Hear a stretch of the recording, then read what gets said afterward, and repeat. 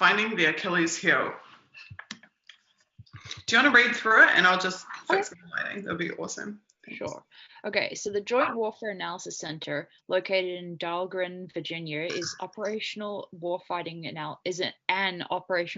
analysis center staffed primarily with scientists and engineers. Approximately 525 civilians and 57 military work at the Joint Warfare Analysis Center. The military are predominantly Navy and Air Force, but all four services are represented. Subordinate to the Joint Forces Command, JWOC directly supports combatant commands, components, and interagency customers. JWOC is not an intelligence center and has no intelligence or indications and warning production requirements. So what does JWOC do? JWOC provides the combatant commands, joint staff, and other customers with effects-based precision targeting options for selected networks and nodes in order to carry out the national security and military strategies of the United States during peace, crisis, and war. JWOC has the ability to conduct comprehensive technical analyses to identify critical networks, nodes, and other points of influence within a threat's infrastructure systems. Recommendations are made for both kinetic and non-kinetic solution sets. JWOC provides responsive analytical solutions based on a desired effect, objective, and end state, and analysis and assessment based on a combination of network expertise and weapon understanding. Developmental areas include automated information extraction system, advanced collateral damage estimation tool, etc. The NSGI Warfighter Imagery Library, an NGA-sponsored imagery library that provides rapid access to over 7 years of overhead imagery, is located at JWOC, remotely accessible via SIPRNet and JWICS. Its vital statistics include 24/7 operations, 14 days worth of imagery online for fast access, over 2.5 million images online, and 100% coverage of 35 countries. In a related initiative, JWOC is now hosting 2 additional libraries for still frame, airborne, and motion imagery. But the Communal Airborne Library provides a something. It's a voracious user of intelligence products and services, including blah, blah, blah, and then detachments at several national agencies. That seems to be about it. Okay. This is the first reference to predator drones. Oh, that's very interesting. That's the first reference I've ever seen in any of the NSA docs to predator drones. Yeah, true. So that's imagery obtained by drone.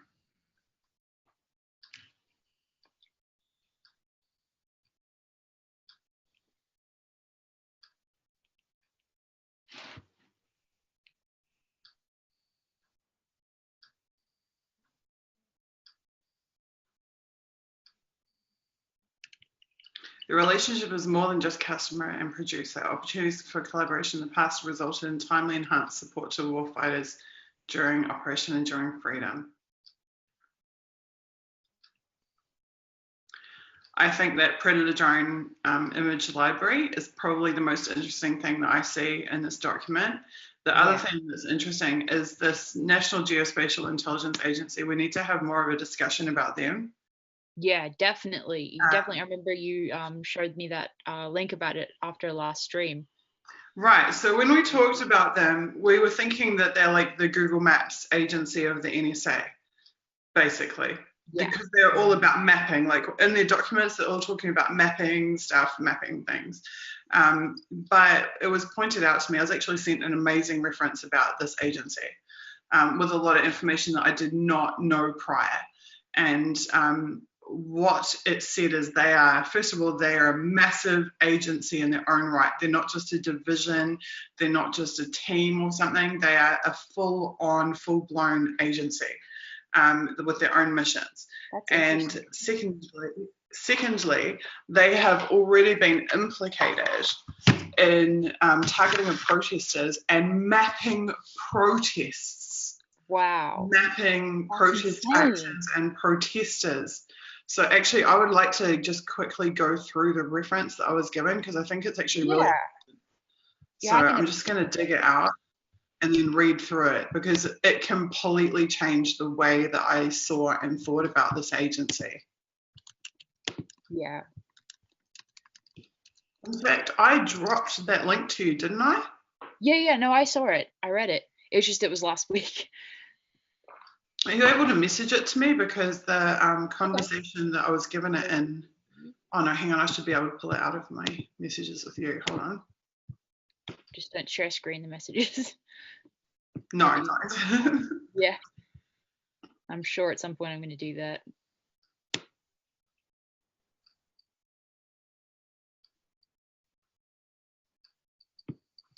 Okay, no, I can't find it. Can you drop me the link? Sure. And I'll open it up and read it with everyone. Sure. Because what it means is that we've been pretty much glossing over those geospatial documents, mainly because I had no prior context for them. But in light of this new information, it shows me that actually this subject is really important. Definitely. Really significant. I sent it to you in Zoom chat.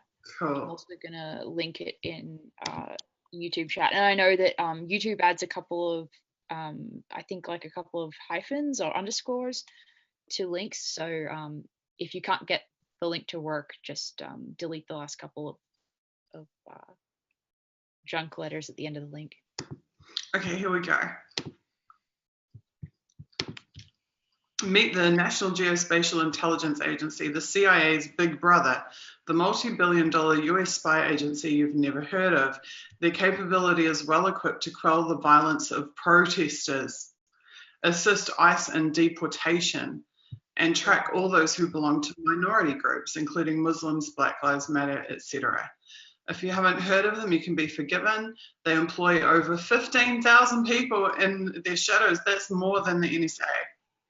That's incredible. They are the cutting-edge spy agency that oversees the surveillance trade. Forget the CIA and NSA. This newish acronymic, taking its new existence, started as the National Photographic Interpretation Center in World War II, is massive. Billions are granted for budget, and in 2011, its main building measured 4 football fields long and covers as much ground as 2 aircraft carriers.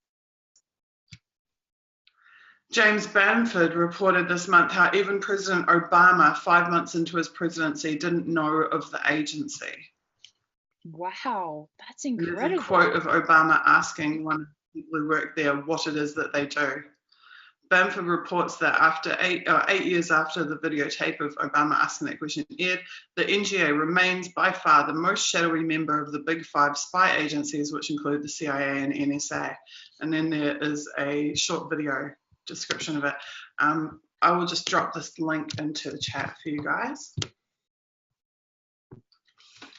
Yeah, I tried to as well. It looks like Fly says that we can't stop YouTube from adding junk letters or junk. So I don't know what we're going to do about that. But yeah, we'll attempt to get this link. Just copy the text and paste it. Otherwise, I can tweet it out too if necessary. Yeah, or I can do that while we keep. If you want to keep reading.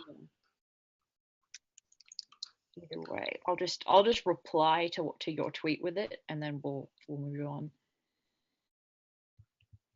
Okay, so I'm not going to go too much into the history, though it says they play a crucial role in gathering US intelligence, including the intelligence gathering and replication of bin Laden's compound for SEAL Team 6. They have 3 facilities, one in Missouri, one in St. Louis, and one St. Louis, Missouri. Surely. Missouri and St. Louis? I don't know why that is. And Virginia.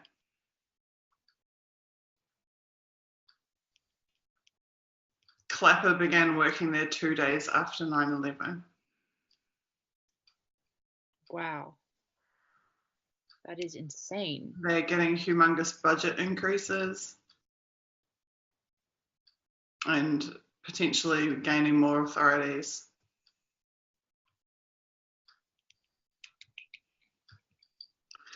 They can zoom in on an object as small as a stick of butter on a plate and store up to 1 million terabytes of data a day.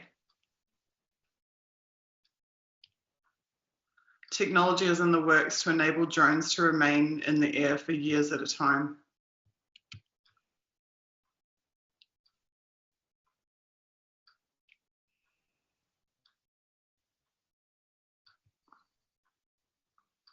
and they're saying there's a lack of domestic overhead spying legislation to restrain them.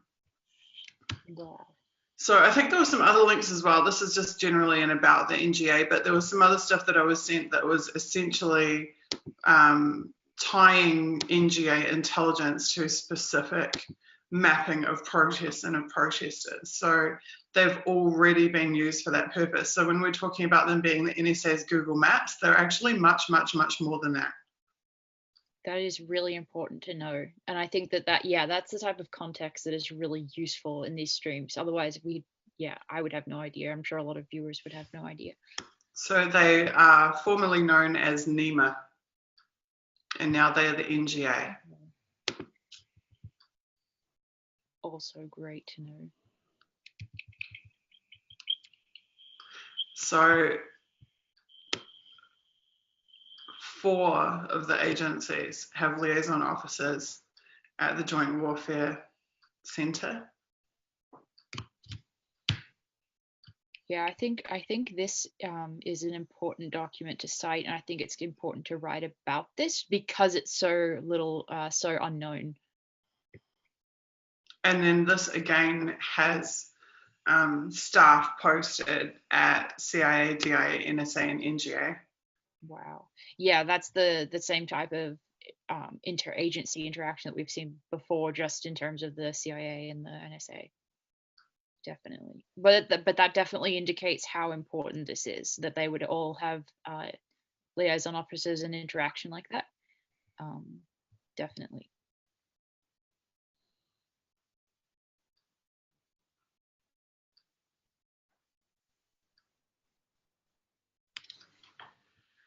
A 100% coverage of 35 countries. And this is on what day in late 2004 or early 2005? But regardless, I think we're still in 2005. Okay. Yeah. Just at the end of it. Wow.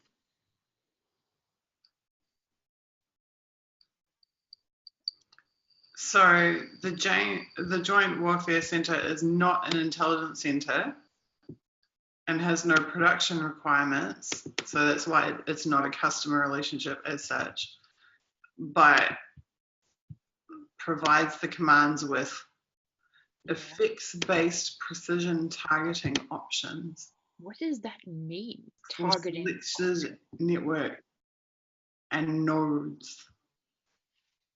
I am not sure what effects-based means. Precision targeting options is pretty clear.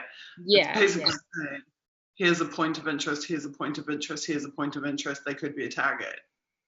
Yeah. I don't understand the qualifier effects-based, so if someone in chat does, that would be quite helpful to tell us that. Yeah. But look at this. This is the other alarming thing. To carry out our military strategies during peace, crisis, and war. Yeah. That really implies, protesters. That implies so much more than what defenders of the NSA might, portray them as targeting. Not the NSA, of this agencies like this. Well, the public think of peacetime as in all the soldiers come home and everything's hunky-dory, but this sounds like the military is still in full swing, even if they're not at war. Yeah, and that means who are they targeting? I mean, obviously they're going to be looking at people outside of the country, but it also kind of suggests domestic use.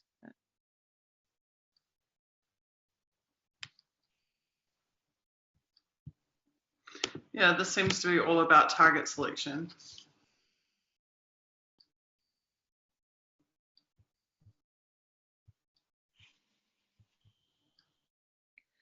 Based on desired effect, is that illustrating the whole effects-based thing? So are they looking at the outcome in order to provide which target to? That could well be the case. That still doesn't really clarify things too much for me, but that's really scary actually, because what it says is, the ends, and these guys are going to provide the means. Okay, yeah, no, that explains a lot. Like, for example, we want to render the Iraqi military unable to function. How do we do it? Joint Warfare Action Center says you take out A, B, C, D, E, F, and G network and target. It reminds me a little bit of the future scenario planning that we've looked at before, but in a different way.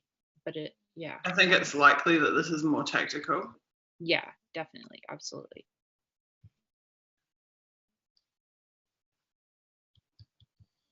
Maybe it's both tactical and strategic, I don't know, but I get the feeling that this is very much about operations. Yeah, and probably near-term effects, not long-term effects, I would imagine. The fact that they have imagery 100% for 35 countries is insane in 2004.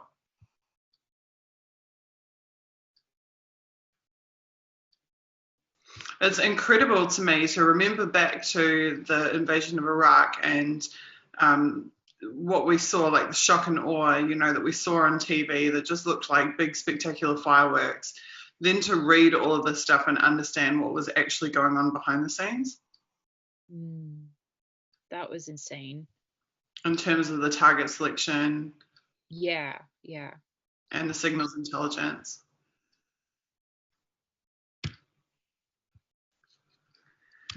Okay, so I think the most significant things in this document are the 35 countries that they have 100% imagery, 100% coverage of 35 countries, and that they still anticipate employing military strategy in times of peace. Yeah. That would be, in my estimation, the most significant thing. I'm just going to check chat and see what other people have to say about this. Yeah. And just the fact that, from my perspective, just the fact that the agency exists and it gives a short definition of it, that's helpful for me for background understanding as well. I don't know if I would write about it, but it's good to know. Effects-based suggests either that they provide suggestions on target and strategies to produce desired effects, or to recognize targets that may create an undesirable effect, or both. So that would be the purpose of the analytics solutions. Yeah. Cockatoo. Effects-based operations is a United States military concept that emerged during the Persian Gulf War for the planning and conduct of operations, combining military and non-military methods to achieve a particular effect. For example, shock and awe itself probably was such a thing. Yeah. Because the effect they wanted to, it was supposed to be an overwhelming show of force. It was supposed to scare the crap out of the Iraqi military. It was supposed to have a negative impact on their morale, and basically to try to trigger a surrender in the near term. Yeah. So shock and awe would have been the strategy, and then the Joint Warfare Center would have said, well, this is how you can achieve it. Hit this location, that location, and the other location, use these types of munitions, et cetera, et cetera, et cetera, take out this network and that network and the other network. That makes sense.